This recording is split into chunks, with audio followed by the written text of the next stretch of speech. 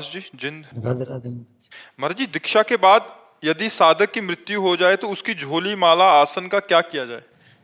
नदी में प्रवाह कर दे, यमुना गंगा आदि नदी में। जो उसके ठाकुर जी हैं, उसकी झोली माला है, उसमें विसर्जित कर दी जाते हैं। जी, महाराज जी, घर में अगर ठाकुर जी की कोई सेवा करने वाला हो तो सेवा कर सकते ठाकुर सेवा कर सकता है, माला नहीं। माला को तो उसी के साथ विसर्जित हैं? कर, चरण पादुका। हाँ, उसके साथ विसर्जित कर देनी चाहिए। यदि सेवा करने वाला शिष्य है तो अपने गुरु की चरण पादुका रख सकता है, लेकिन ऐसा नहीं तो फिर वो विसर्जित कर देनी चाहिए। और ग्रंथ आदि? वो भी साथ ही। हाँ, स्वामी राम सुखदास जी ने अपने ग्रंथ, अपना माला, अपनी सामग्री सब चिता में पहले लिख दिया था। कोई भी लेगा नहीं, हमारे साथ चिता में ही जलाई जाएगी। सब चिता में ही ऐसे उनके साथ हो गई थी। वो किसी पावन नदी में यदि उनकी रुचि है तो अपने अनुयायियों को दे सकते हैं। कोई लेने वाला अगर है वो देना चाहे, नहीं देना चाहे तो उनकी जो दिनचर्या की चीज, माला है, झोली है, ग्रंथ है, ठाकुर जी हैं, वो उन्हीं के साथ प्रवाहित कर। महाराज जी, जो ग्रस्त में है महाराज जी, ये तो विरक्त का तो मार्ग। उनके परिवार में लोग होते हैं तो वो माला झोली तो उन्हीं के साथ जाएगी। हाँ। प्रिंस जी दिल्ली से। श्री राधा वल्लभ लाल। राधा वल्लभ श्री हरिवंश महाराज जी। महाराज जी, सत्संग का सार नाम है, सब कष्ट की मरहम नाम है, पता होते हुए मन बस काम क्रोध में ही क्यों फंसा रहता है महाराज जी? क्योंकि अनेक जन्मों से, ये पता तो अभी हुआ है तुम्हें, और ये फंसा अनेक जन्मों से, तो उसका स्वभाव बन गया है।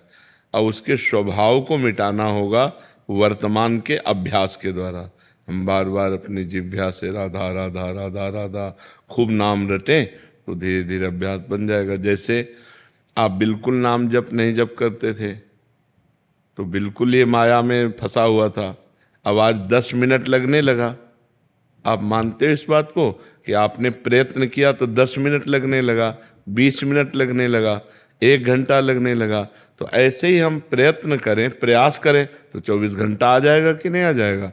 अभ्यास से हम भजन को 24 घंटा में ला सकते हैं। और 24 घंटे जिसका भजन होने लगा वो साक्षात्कार भगवान का निश्चित कर लेता है। श्वासा श्वासा नाम जपे, दुविधा रहाय न कोय। जो हर श्वास में भगवान का नाम जप करता है उसे निश्चित भगवत प्राप्ति हो जाती है। लोक परलोक के सारे सुख उसे प्राप्त हो जाते हैं जो भगवान का नाम जप करता है। अभी हमारी बुद्धि में केवल ये बात सुन सुना के आई है, अनुभव में तो आया नहीं। जब अनुभव में आ जाएगा तो फिर मन नहीं जाएगा, फिर भगवान में लग जाएगा। ठीक है? राधा राधे। राधा राधा। आज जो रुचि हो वो जब हम तो राधा राधा ही कहते हैं, हम तो राधा राधा ही कहते हैं। विशाल जी हिमाचल से। राधा वल्लभ श्री हरिवंश। श्री हरिवंश महाराज जी। महाराज जी, आपका प्रश्न थोड़ा ऐसा है कि जैसे कभी महाराज जी युद्ध आदि का संयोग होता है जिसमें किसी का पति हो सकता है, किसी का भाई होगा, किसी का बेटा होगा। महाराज जी, वो तो युद्ध में जैसा भी उनका भी जो भी उनका कर्तव्य ही है, पर महाराज जी पारिवारिक जन बहुत चिंतित हो जाते हैं। तो महाराज जी उन परिस्थिति में, क्योंकि एकदम भय बना रहता है कि कब कोई ऐसी नहीं, खबर वो आ तो जाए, चिंता का विषय तो लगेगा महाराज जी ही। उस समय अपने मन को कैसे वो करें महाराज? नहीं समझाया जा सकता, क्योंकि हाँ, नहीं समझाया जा सकता क्योंकि वो कभी भी पधार सकते हैं। भाई बॉर्डर पे हैं या युद्ध में हैं, कभी भी सैनिक हैं, कहीं भी तैनात कर दिए जाएं, कभी भी पधार सकते हैं। तो अगर समझाना तो मोह ये समझेगा नहीं। ममता रत सन ज्ञान कहानी, अति लोभी सन विरति बखानी, ये व्यर्थ जाता है। अब जैसे ममता से युक्त है कि मेरा भाई या मेरा पति या मेरा पुत्र ऐसे शन, अब उसको ज्ञान सुहाएगा नहीं, उसको ज्ञान पचेगा भी नहीं। पर वास्तविक बात यह है कि उस समय सोचना चाहिए कि जितनी आयु है उतना ही पुरुष जीवित रहता है। अगर मेरे संबंधी की आयु पूरी है तो कोई मार नहीं सकता। अगर आयु खत्म हो चुकी तो हम तिजोरी में बंद कर लें, घर में लाके, तो भी मर जाएगा वो। तो ज्ञान के द्वारा हमको अंदर समझाना चाहिए। दूसरी बात, वो वीर गति को प्राप्त हो रहा है जो प्रशंसनीय है। और तो सब मर ही नहीं। एक्सीडेंट में नहीं मर सकता आदमी। भाई घर से निकला है, पता नहीं लौट के आए कि ना आए। वो तो बॉर्डर में देश रक्षा के लिए, राष्ट्र रक्षा के लिए है। तो हमारी चौड़ी छाती होगी जिस समय ये होगा कि वो वीर गति को प्राप्त हुए, तो हमारी चौड़ी छाती होगी कि राष्ट्र के लिए उन्होंने जान गंवाई। यहाँ तो जान ऐसे ही चली जा रही है। एक्सीडेंट हुआ, पूरी की पूरी गाड़ी में जितने लोग सब मर गए, गाड़ी में आग लगी, जिंदा जल गए। तो मृत्यु तो निश्चित समय है। अगर वो युद्ध में कोई अकाल मृत्यु थोड़ी होती, उन्हीं की होगी जिनकी होनी है, अन्यथा नहीं होगी। जहां जिससे जैसी होनी है। महाराज जी उसका प्रमाण वो परमवीर चक्र आते हैं, 16 गोलियां लगी, हाँ उसके 16 बाद भी देख जाके लो, वो बच हाँ गए। 16 गोलियां लगी थी, बिल्कुल बिल्कुल। योगेंद्र सिंह, योगेंद्र, हाँ बिल्कुल। एक गोली तो महाराज जी ऐसी लगी कि एक सिक्का था 5 रुपए का या कोई सिक्का था, उसके ऊपर लग के डेवर्ट हो गई, उसी जगह पे सिक्का था और वहीं लगनी थी। और हाँ बिल्कुल बिल्कुल, वो भगवान का, उनकी आयु बची थी ना, इसलिए वो अब भी हैं। अगर 16 गोली क्या चीज़, एक में काम हो जाता है, एक में ढेर हो जाता है आदमी, तो ये बात होती है। तो इसमें प्रसन्न रहना चाहिए। यद्यपि तभी हम कह रहे हैं ममता रत्सन ज्ञान कहानी, ये ज्ञान उस समय काम नहीं करता जब अपने प्रियजनों का वियोग होता है, तो हृदय फटता है, ऐसा लगता है कि कोई भगवान अगर है तो पुनः जिंदा कर दे, तभी हमें तसल्ली होगी, नहीं तो एकदम वो व्याकुलता हो जाती है। आपको क्या, बड़े बड़े को हो जाती है, बड़े बड़े ज्ञानियों को हो जाती है। ये बिछोह होना एक बहुत बड़ा कष्ट का विषय होता है। और फिर जिसका पति हो, पूरे जीवन भर अब वैधव्य रहना है, पूरे जीवन भर निराश रहना है, कितना बड़ा विषय होता है। पर वो धन्य है, हम इसीलिए भारत के सैनिकों का स्वागत करते हैं। धन्य है जो अपने प्राणों को हमारे राष्ट्र पर बलिहार करते हैं, हम उनको प्रणाम करते हैं, नमन करते हैं। और समस्त भारतीयों को चाहिए कि भारतीय सेना का उत्साह वर्धन करें और उनको नमस्कार करें, क्योंकि बहुत बड़ी वीरता। इसलिए हम भारत सैनिकों को प्रणाम करते हैं कि वो अपनी जान पर खेलकर हमारी रक्षा कर रहे हैं, हमारी रक्षा कर रहे हैं। गुरुदेव उस वक्त अगर राधा नाम पे अडिग विश्वास कर गोली लगेगी, गोली लगेगी, क्योंकि आयु पूरी हो चुकी है। कल्याण हो जाएगा पर गोली लगेगी, क्योंकि आयु पूरी हो चुकी है।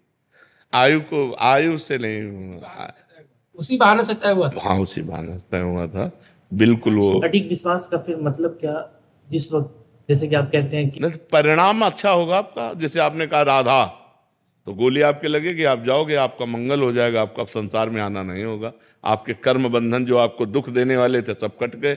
लेकिन ये देखो, हम तुमको शरीर बहुत पॉइंटेड नजर आता है शरीर, लेकिन भगवान के लिए एक कपड़ा है ये, जो तुम हो, तुम्हें गोली नहीं लग सकती कभी, तुम अविनाशी हो। नयनम छिन्नन्ति शस्त्राणि नयनम दहति पावका न चैनम क्लेदन्त्यापो न शोष्यति मारुता। लेकिन ये शरीर जो है ये मरेगा, ये नष्ट होगा। तो हमारी दृष्टि में शरीर बहुत बड़ी चीज है और भगवान की दृष्टि में तुम बहुत बड़ी चीज हो, और तुम्हें कोई गोली लगेगी नहीं, शरीर को लगेगी। तो कपड़ा को जैसे फाड़ दिया जाए, तो अब आपके पास बहुत से कपड़े हैं, तो एक कपड़ा फाड़ने में आपको क्या परेशानी है। तो ऐसे शरीर को गोली लग गई, आपको तो लगनी नहीं है। और अपने को शरीर सब कुछ है और भगवान को उनका अंश सब कुछ है, और उनके अंश को कभी कोई मार ही नहीं सकता, वो अविनाशी है। ईश्वर अंश जीव अविनाशी, तो इसलिए बात होती है। मैं मीडिया का काम करता हूँ, मैं इंटरव्यूज लेता हूँ। कभी कभार ऐसा ये होता है कि जब हम मीडिया से किसी का इंटरव्यू लेते हैं, हम कभी भ्रमिक बातों को फैलाते हैं, टीआरपी के लिए करते हैं, तो इसमें मेरा दिल एक क्षण में फंस जाता है कि अपने कर्तव्यों को पूरा करें, कि जिसके लिए हम काम कर रहे हैं, टीआरपी के लिए बढ़ाए, कि जनता को सत्य दिखाए। नहीं, उचित तो यही है, सत्य दिखाना।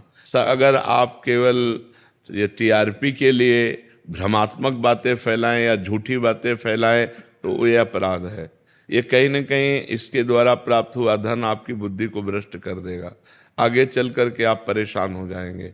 और प्रायः लोग धन और बड़ाई के लिए ऐसा करना शुरू कर देते हैं, तो हमें लगता है वो अंततोगत्वा मनुष्य जीवन का लक्ष्य सच्चाई होना चाहिए, मनुष्य जीवन का लक्ष्य भगवत प्राप्ति होना चाहिए, मनुष्य जीवन का लक्ष्य एक अद्भुत आनंद होना चाहिए, वो इससे नहीं प्राप्त होगा। मैंने अपना करियर का स्टार्ट किया, मैं आपसे और श्री जी से आशीर्वाद लेना चाहता हूँ। हाँ बिल्कुल, सत्य प्रवक्ता होना चाहिए, उसमें मिश्रित झूठ बात नहीं होनी चाहिए।